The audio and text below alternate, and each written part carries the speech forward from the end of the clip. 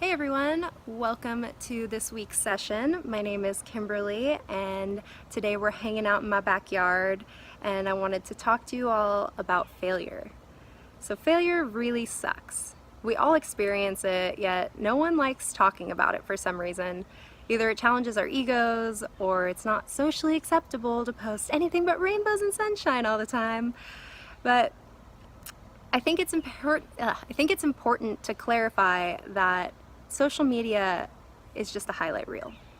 And so I think so many of our interactions happen online that we kind of forget how to confide in other people about our failures, and we forget that failure is normal and it's good for us. So today we're going to explore that a little further and talk about how it plays into our lives.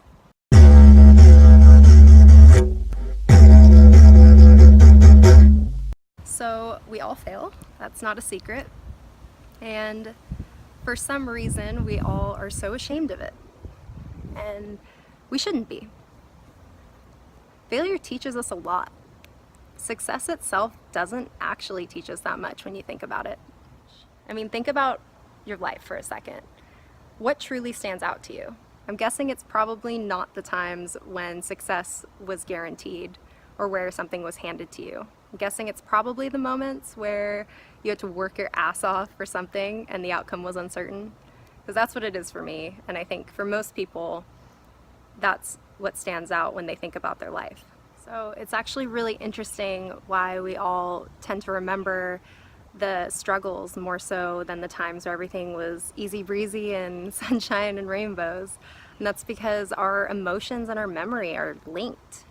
We're hardwired to remember how bad it feels to fail or remember how traumatic something was. So we fail and it feels really bad, right?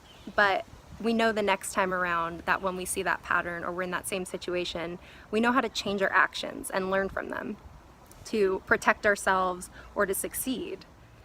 On that note, we have Michael Melner here with us today to share his thoughts on failure right as he's in the middle of it.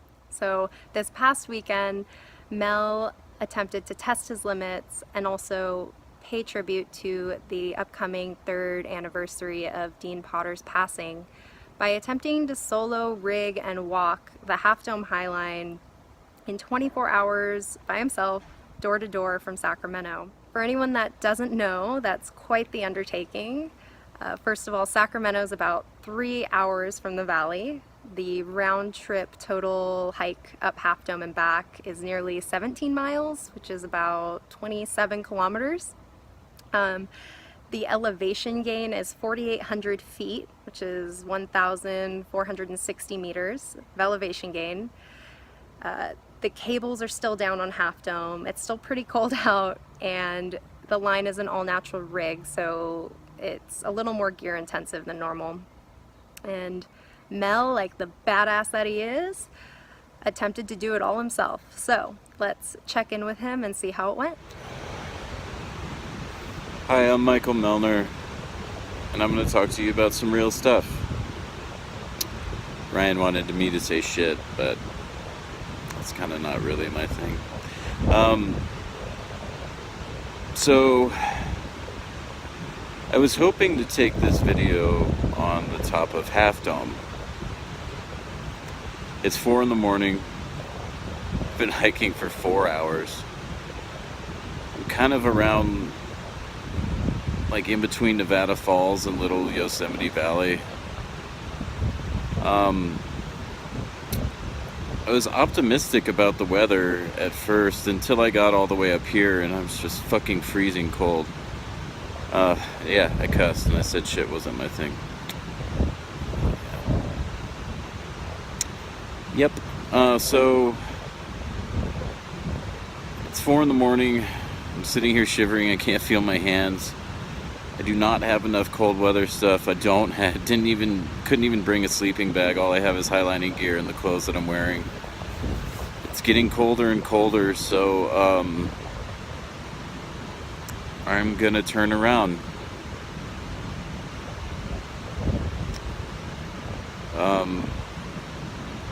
What I had planned to talk about on the top of Half Dome is failure.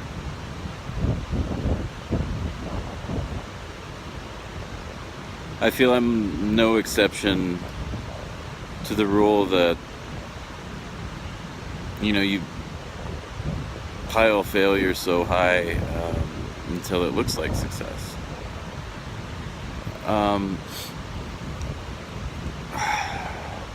Except for me, it doesn't quite look like success.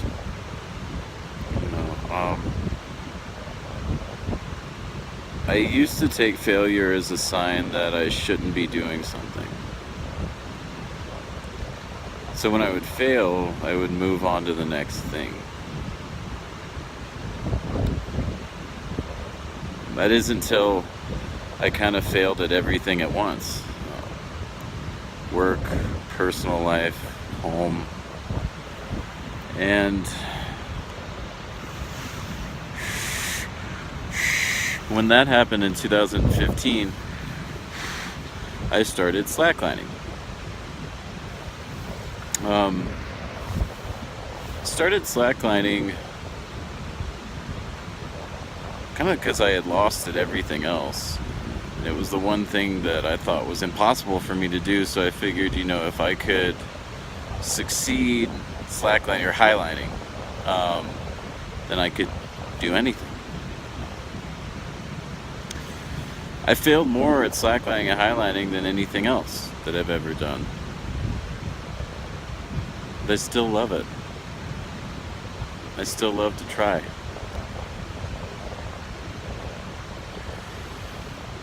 I failed this trip. I failed in my goal. The way I define a successful mission is if I come out alive. That still has yet to be seen, but it's looking like I will. But I'm not disappointed. Well, I'd lie if I said I wasn't disappointed. But I'm okay with it. I don't like putting pressure on these trips because then you cut corners and do stuff like that. So I will try again. This isn't the last time you'll see me do this. For anyone wondering, yes, Mel is still alive. He is healthy and home and in good spirits, and he did not die on that trip like he kind of jokingly, not jokingly joked about in that video. So we're happy to have you home, Mel. We're happy you're safe.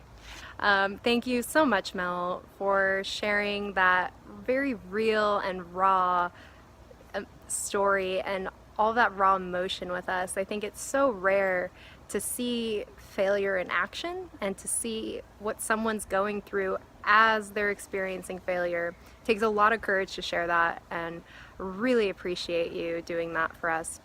I think it also really demonstrated such a powerful point too, that sometimes you need to put aside your ego and call it quits on your goal, even if it means a lot to you. Sometimes the goal doesn't serve you anymore and it becomes detrimental to your health and your well-being, and it's best to call it quits. When we fail, there's two ways to look at it, right? We can take that failure and feel defeated and let it ruin our confidence and destroy our goals, and we can take the easy way out and just give up. It's that simple, right? But you're not going to feel very good about that. Or you can take that frustration that you feel and you can use it as motivation to propel you forward. You can use it to overcome the new goals and new challenges that that failure has set for you. And if you take that second path, then it's going to 100% improve your quality of life. But if you don't, in the long run, you're going to feel disappointed in yourself, honestly. I am a big believer that everything in life is a choice. How you interpret events, your attitude, your entire reality is all a choice. Yeah, you can't control every external event around you, but you can choose to look at it in a positive light, or choose to look at it in a way that will help you grow as a person. And don't misunderstand me, that's not to say that that's easy. In fact, that's really hard. And it's a skill that needs to be trained pretty much just like any other. But failure isn't always gonna feel good. And most of the time it feels awful when you're feeling it, but that's normal. And so next time you feel frustrated or let down or disappointed in yourself, feel it, acknowledge it, and then let it go. Just recognize that failure is a second chance, or a third, or a fourth, or however many times you need to fail before you succeed. Think about Scott Balcom, the first man to walk a high line. Did you know that before his legendary crossing of the Spire in '85 that he had actually attempted to walk it the year before and failed? So we interviewed him for the Book of Slack, and you can find all this in the history section in there.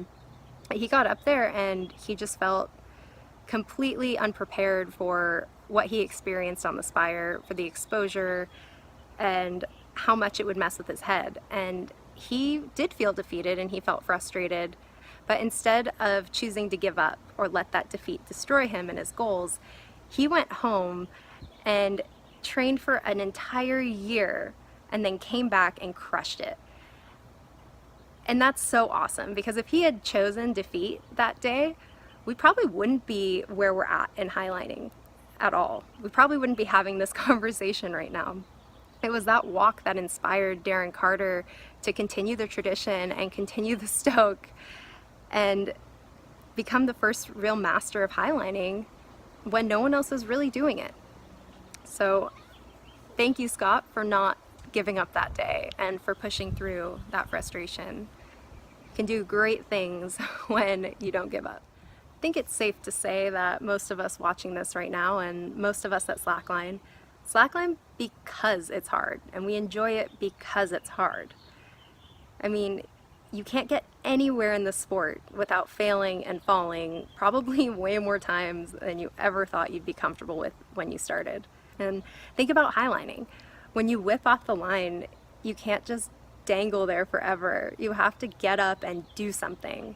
And the same lesson should apply to life. You can't just stay still and do nothing for the rest of your life because you failed. And you can't always rely on someone else to help you out of it. You have to find that strength in yourself and teach yourself how to get back up when you fall. I think slacklining itself is so addicting because every time we fall and we fail, it's another chance to get to know who we are as people and what kind of person we are. We get to find that grit to keep going, like deep down inside of us, and we get to see what kind of person we really are. We get to see if we're the kind of person that gives up when the going gets tough, or if we're the kind of person that can fight through the struggle and succeed and meet our goals even when it's really fucking hard and scary to do so. So fuck sending and fuck yes to failure. Life truly is about the journey and not the destination. For everyone that's watching, please comment below, get involved. Please share with us a time in your life when you have failed and how you dealt with it, how you came back from it. You're not alone. I encourage you to reach out and share your experience.